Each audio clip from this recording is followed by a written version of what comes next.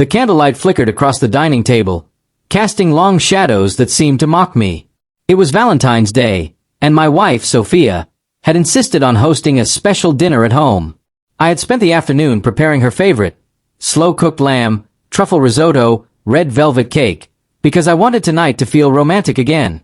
We'd been married 7 years, and lately the spark had dimmed.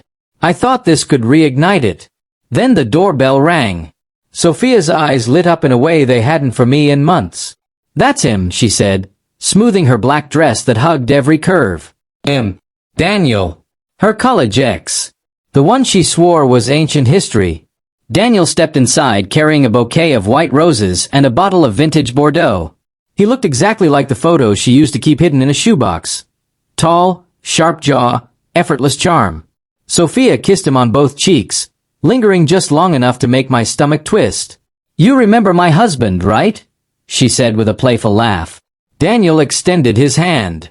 "Good to see you again, man." His grip was firm, almost challenging. I forced a smile and poured wine while Sophia guided him to the seat right beside her. My usual place. Dinner began innocently enough. Small talk about old times. Shared memories from university. But Sophia leaned closer to Daniel with every sentence.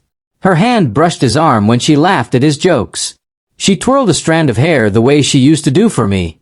I sat across from them like a spectator at my own funeral. "Don't be jealous," she suddenly said, catching my stare. Her voice was teasing, almost cruel. "I want you both tonight." She winked at Daniel, then at me, as if it were a joke we were all in on. My fork froze halfway to my mouth.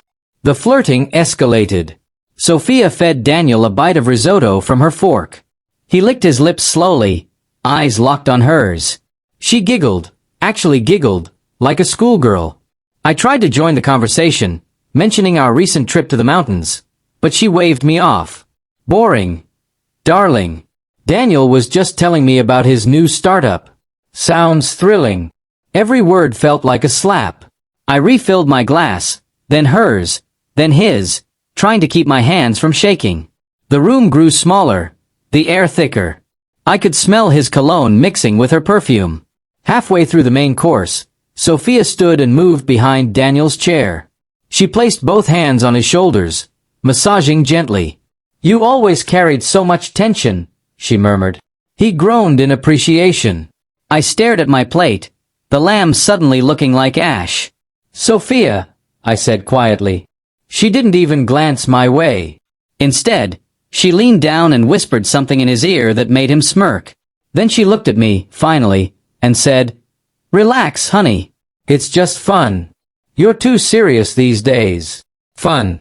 The word burned. I excused myself to the kitchen under the pretense of grabbing dessert. Leaning against the counter, I gripped the edge until my knuckles whitened. My mind raced through every red flag I'd ignored.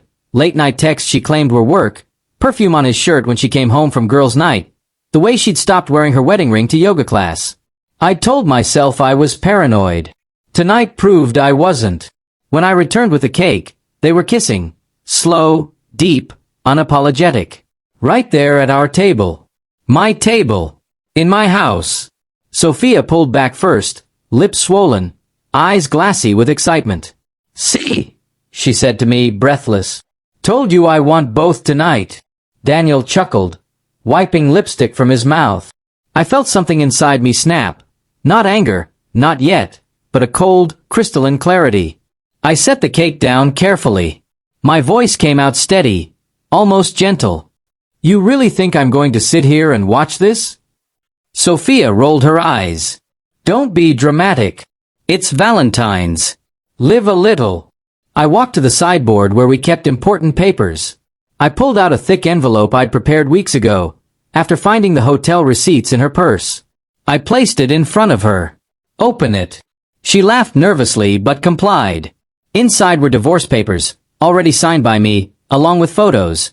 Her and Daniel at a rooftop bar, entering a hotel room, her hand in his at the airport lounge 2 months ago. Every betrayal documented in high resolution. Her face drained of color. "What the hell is this?" she whispered. Daniel shifted uncomfortably. I met her gaze without blinking. "This is me choosing myself. The marriage ended the first time you lied." Tonight was just the funeral. Sophia's mouth opened, closed. No clever comeback this time. I turned to Daniel. You can have her. But know this, she'll do the same to you. She always needs the next thrill. He looked away, suddenly sober. I walked to the front door and opened it. Both of you. Oh. Now. Sophia stood, trembling. You can't just. I already did, I cut in. The locks will be changed tomorrow. Your things will be in storage by next week. The prenup is ironclad. You get what you brought in. Nothing more. She stared at me like I was a stranger. Maybe I was. The man who once worshipped her had died somewhere between the risotto and the kiss. Daniel grabbed his coat. Sophia hesitated, tears welling. I didn't mean for it to go this far, she said softly. I missed the excitement. I nodded once. Then go find it. Just not here. She reached for my hand. I stepped back. Don't touch me. The words were ice. She flinched as if slapped. For the first time all night, she looked small. They left together, her heels clicking down the hallway, his arm around her waist like it belonged there. I closed the door, locked it, and leaned against it for a long moment. The house was silent except for the faint crackle of dying candles. I blew them out one by one. Then I poured myself a glass of the Bordeaux they'd brought, his gift, and drank it slowly. It tasted like victory. Bitter, expensive victory. The next morning I woke on the couch, still in yesterday's clothes. My phone buzzed with messages from Sophia. Apologies, explanations, promises to change. I deleted them without reading past the first line. I called my lawyer instead. File it today, I said. No negotiations. By noon the papers were served. By evening the locks were changed. Friends called, shocked. Family called, worried. I told them the truth. She chose excitement over loyalty. I chose peace. Months later I sold the house. Too many ghosts in the walls. I moved to a small loft downtown with floor-to-ceiling windows and no dining table. I started running again, rediscovered old hobbies, met people who laughed at my jokes without comparing me to someone else. Sophia tried to reconcile twice. Both times I declined politely. Daniel left her 6 months after the divorce was final. Apparently the thrill faded when there was no one left to hurt. Sometimes late at night I think about that dinner. The candles. The kiss. The moment I decided I was worth more than being someone's backup plan. I don't regret the cold sentence that ended it all. You can have her. But know this, she'll do the same to you. It wasn't cruel. It was prophecy. And it set me free. I still celebrate Valentine's Day. Quietly. With good wine, a book, and the knowledge that I walked away from a fire before it consumed me. Sophia. She's still chasing sparks. I hope she finds one that doesn't burn her. As for me, I finally stopped being jealous. Because I realized the only person I needed to want was myself.